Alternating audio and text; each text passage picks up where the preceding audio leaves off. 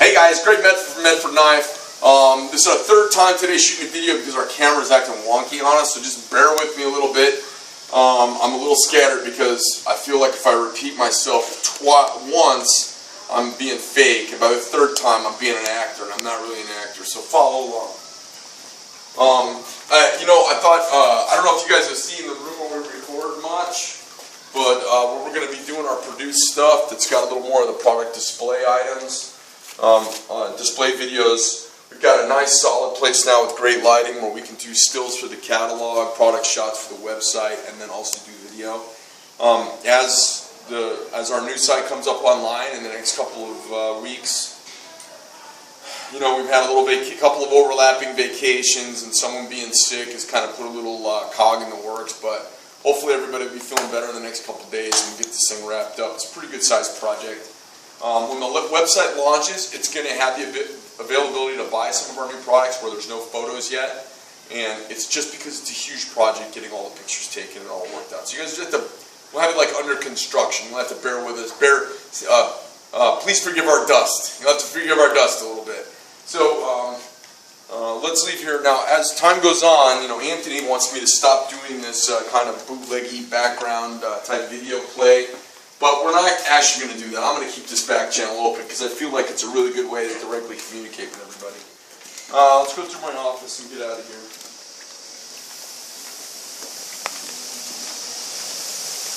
So, the G-Spot's cranking today. We got Colin. He's been on #1 all day. What's his count? Hey, Colin. How's your count today? What's your count today? Okay, cool. So Colin's got 10 rough grinds for the day, and he'll wrap up 10 finished grinds before he's out of here this afternoon. Shane, what's your count? That's 2 days. Nothing? Oh my God. So Shane's working on trying to finish a couple of blades in the next month. Come on. Well, let's see. We got Mike. Mike's a new guy, former Marine. F-18 wrench, trying to figure out how to grind. Obviously Phil's in the back. I'm on the number 5 machine sharpening, and then we do cheats and polishing over on the number 6 Birkin. Let's see. What do you guys up to back here? I'm program manager for the TDF. All right. So right now, you guys gotta speak up when we do this. All right. Make sure you guys, when we're doing the camera stuff, you got to really speak up. So, Amy, is that as close as you can get with us all in screen? Yep. Okay, so Brandon's working on a TBF breakdown fighter. For those of you who've ordered a breakdown fighter, it is just now, from when you ordered it, it's just now through the queue to get the machine work done on it. We'll get the machine work wrapped up, and then it'll go over for hand grinding. Somebody on YouTube was saying, why don't you use the mill to remove a bunch of the stock prior to grinding? And I don't want to talk down to you, but that would be like using a square wheel to put it on your car to help you park. It's the wrong thing, and it makes everything else not work right. Okay? Cool. So, what else we got going on? You did some, what else did you do? I've done like 80 Praetorian blades today. I did the Praetorians in 3B. Praetorian Ti's in 3B. Okay. Both poncho and drop point. We got the Marauders in 3B going this week. So we have a bunch of knives in CPM 3B that we're doing. I have 5 for pre-sale, and I have 5 for the USN show. Okay, that's the deal. And we have drop points, and we have Tonto style blades. Okay, so we're making 10 of them. If anybody wants one of those, let me know. I'll talk to you about price personally if you call us up. What else? We did some micro Praetorians, right? Did the micro Praetorian blades. I only have one in 3B, but the rest were V2 and S65. Alright, so we've got some micro Praetorians. Now this pre-production run of micro Praetorians, they're really geared towards the collector guys. And here's the deal. with the new Micro Praetorian opening run that we're doing, you can't pick what you want. I'm making 10 spec knives. Some will be OD green G10 and titanium. Some will be titanium and titanium. One's going to be aluminum and titanium. No, we won't do the aluminum and titanium, but we'll do probably some G10 titanium mixes because it makes it the right weight. We'll at some point maybe do some titanium, but that's not what we have right now. So these will be, just so you guys know, the Micro Praetorian pre-production collector version of the knife. For you guys who are really hawking me on this, you're going to have the 260 thou thick blade. So the blade on that little knife is over 1/4 inch thick. You got one here? Okay, so they're too small to put the full-size stamp on. Do you have a regular Praetorian blade? That'll give you an idea what the size differential is, okay? And then, so this is the regular Praetorian GT, and this is the Praetorian Ti thickness, but in this little tiny knife. Now it's going to be done two ways. It's going to be done with a really cool wedge grind and a big sexy hollow grind, and it'll be done as a drop point in one big hollow grind. The handle configuration is going to be G10 on one side. This is 3/16 G10. So the proportions of this knife, thickness-wise, are big and thick like the Praetorian Ti, way over. Just almost, Ridiculous. it's ridiculous. It's just for guys who like chunky stuff, okay? And then when we start making a production version of this knife, which is still a 100% handmade knife, the only thing that'll be different is the size will be the same, but the thickness will be the thickness of the Praetorian GT. So it will have 1/8 inch scales, 3/16 blade. So to give you an idea, it'll have this sort of proportion as opposed to this proportion. Okay, so for those of you who don't know the difference between the GT Praetorian and the Praetorian Ti, the G or T Praetorian are the 1/8 inch sides, 3/16 blades, still big in the industry, it's just not our biggest. And then if you go to the Praetorian Ti or the Fat Daddy or any of those other folders, you start to see 3/16 scales, over 1/4 inch blade, seriously mondo chunky knife. And then the first 10 of these Praetorians, these are the Micro Praetorian Ti with a twist. We're doing them with one G10, fat G10 side and breakers. Okay? So, the other versions we will have for sale. The lead time is longer because they are not in production yet, but this knife will be dropping a prototype of this Monday, which means probably by Wednesday we'll have sorted out our production map. And then we're going to go through and run our first batch of 10 next week, okay?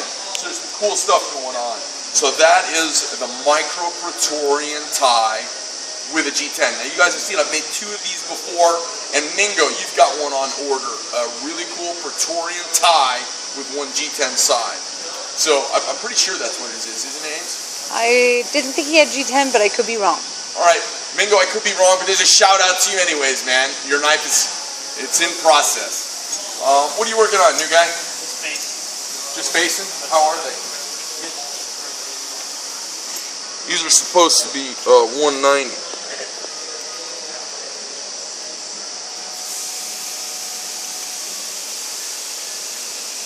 They look like they're 190 and a half to me. I think you should make them 190.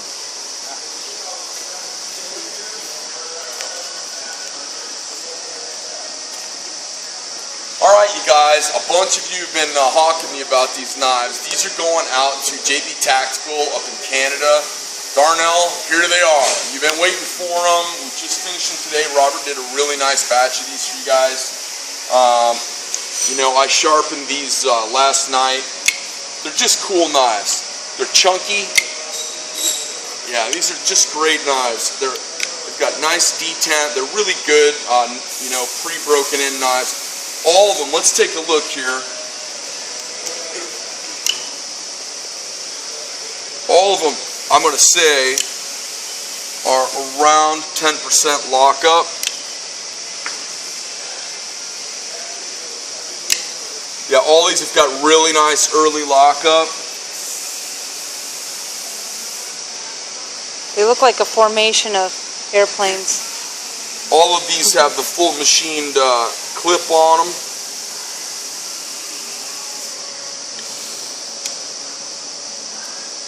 These are really beefy, serious knives. Now, Darnell, we talked about this. He wanted them all black and all green, and I basically said we don't really do that anymore. And what had happened was we've found that the titanium doesn't take and hold applied colors as nicely, and when it does, you can still wear through and see the metal underneath. So I just don't like that because it starts looking worn in. I like to have, the only reason to put coating, in my opinion, is for low light reflectivity or for corrosion protection of some kind.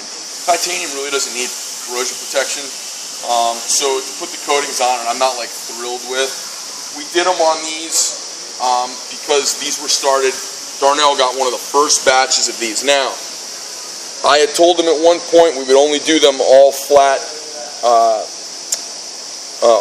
titanium, and he had said, "No problem, Greg." And then I called him up just a couple days afterwards, out of a little of production confusion, and said, "Hey, FYI, we had already done the solid sides," because he was one of the earliest guys to order these. So fellas, these are really, really nice Fat Daddies. For those of you who don't want to wait, the Fat Daddy has got a lot of support and bracing in it. It's a really tough knife. It's going to require just a little touch more break-in than most of our knives. These things lock up like monsters. Hey Robert, are any of these carbidized? I mean, I got one here that definitely should be, because I can barely unlock it. All right, I'll show you which ones they are afterwards.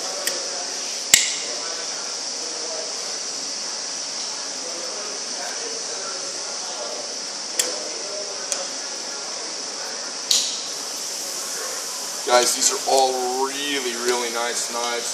I'm just kind of doing my little once-through inspection on them before. Are these all like glued together and done?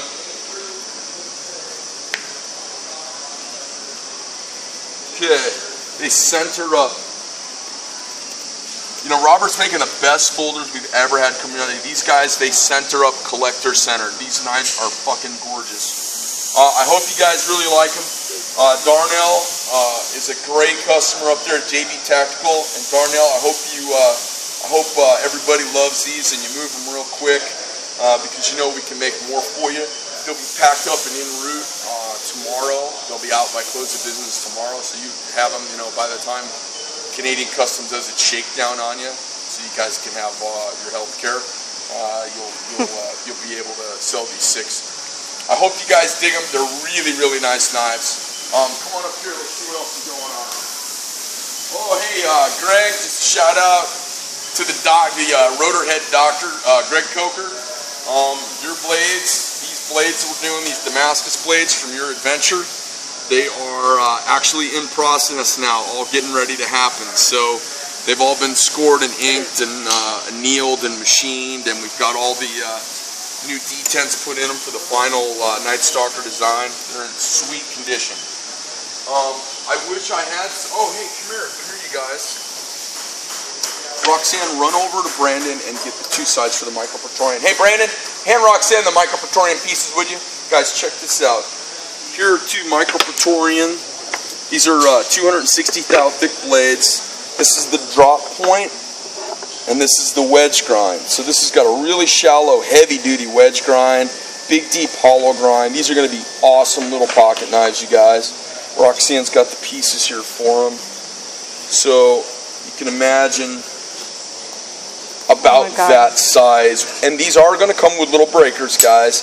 It's a really cool little knife that I did very little redesign work on to make it, you know, kind of a user-friendly little bat. So for those of you guys who don't want to carry a big Mondo pocket knife, this thing is it's like carrying, I don't know, it's like carrying like a sawed-off shotgun. It's like a badass little, just a badass little knife.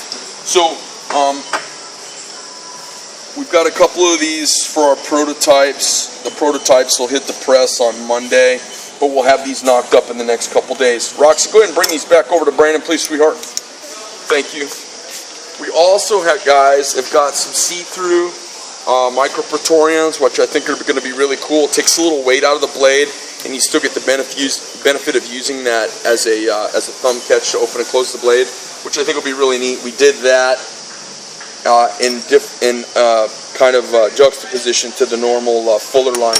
I also had somebody harass me about saying the word blood groove, or they weren't harassing, they were just being like kind of a Weisenheim, like a vocabulary know-it-all, knife know-it-all online. That's totally cool. If I call it a Fuller, because that's what it is, 9 out of 10 people have no idea what I'm talking about, and they think I'm swearing. If I say blood groove, 100% of people know what I'm talking about, and 1 out of 100 say, what a dummy, that's not a blood groove, that's a Fuller. It's such a misnomer. So let me show you guys something. Here's what the vernacular blood groove is for. It used to be when you were making a sword, there was an innovation. It used to be a sword had to be of a certain length because of the weight that a man could swing. But it became beneficial to have a longer sword because you could reach out further and be less likely to get stabbed or hacked with it. To make a sword longer, they had to find a way to skeletonize the blade a little bit, okay? So what they did is they put a Fuller groove down the blade. What it does, let's say a traditional cross-section blade was like this. Something geometrical, okay? That solid core made the blade strong, but it made it really heavy. So what they did was they put a Fuller. They would take a rounded hammer and hammer a groove down the whole blade like this. And what it does on both sides, you would use a Fuller mandrel or a Fuller anvil, and you would hit it with a Fuller hammer. And what you get out of a sword is basically an I-beam, where you have a dual cap and web scenario, which gets you a really strong blade, but it lightens it and allows you to lengthen the blade. So now instead of maybe having a 32-inch blade, you might be able to have a 39-inch blade. And they got really good at making stronger and more springy steel that could handle longer reach and be the same weight that the average man that was a warrior could swing and hold in his hand for hacking in battle.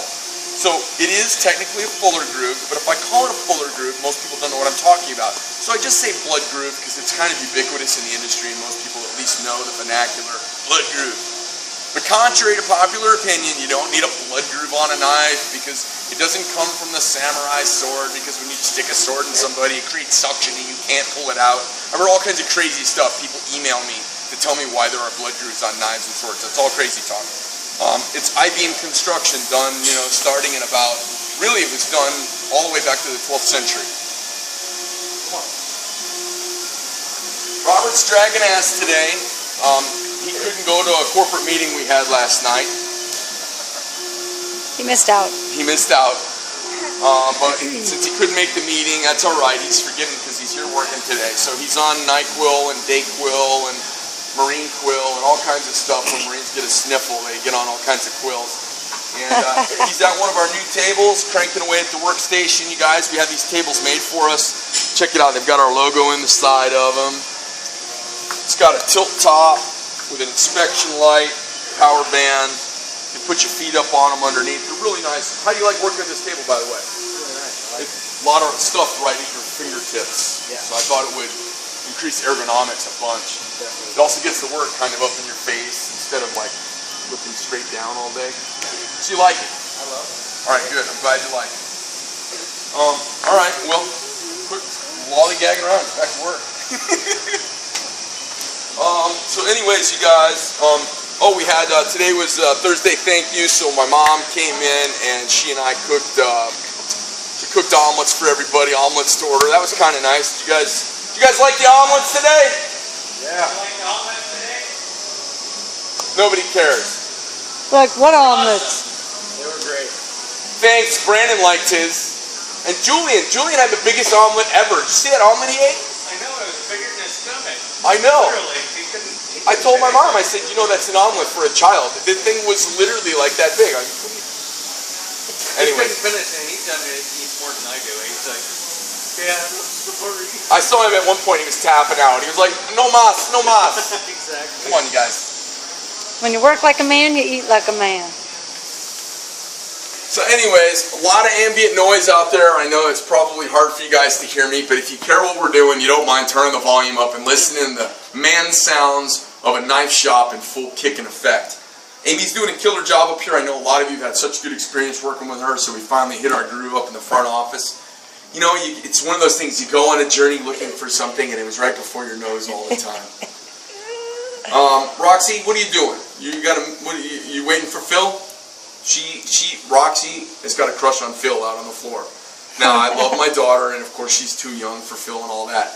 But if my daughter were ever to actually like one of the guys from the shop, it shows a great deal of taste that she likes Phil. He's such a good dude.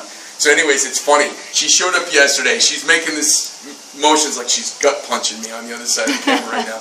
She showed up yesterday, and it was like 10 minutes to 9 o'clock, and I'm out on the floor working. I'm like, hey, Roxy, what are you doing? Nothing. I was joking around with her. I'm like, hey, what do you got going on? Because she was holding the tablet. Looked like she was a manager, you know, working stuff through. I said, what are you doing? She goes, I said, you just planning your day out? She's like, well, I go, so what's going on? What's your first thing you got going on today? And she goes, Phil. That's all she said, Phil. And so I look over into the grind room, and Phil can't hear. He's in there grinding, and I hear Colin go, hey, Phil, your 9 o'clock's here. So I laughed my ass off. And I know, Phil, you got a girlfriend, and you guys probably get home, you have dinner, have some popcorn, you cook up some popcorn, and you guys sit down, and the first thing you do is you watch Men for Knife Tool videos from the day. Don't be jealous. She knows that Phil's not her boyfriend, but she really likes him anyways. Right? And Roxy, is that about her? She's 3 sheets of red. She said she hates me. But it's totally true. He's a good guy, and I think you've got a great amount of good, classy taste thinking he's a good dude. He's also really nice to the kids, and the kids all like to hang out with him here at the shop. Is that pretty fair, Roxy? Yes. No. It's totally fair. All right, well, we'll play this on our wedding day. I'm sure she'll torture me at some point. Anyways, miss you guys, and hope you liked the video, and I'll shoot another video in a little while. I've got some other stuff going on you guys are going to dig, because we've got 2 new flippers coming out. We've got a totally new folder design you guys haven't seen before. We're doing a draw point version of the, no need telling you all. You guys will see it soon. Anyways, Medforknife, medforknife.com. I'm Greg Medford, and I'm out!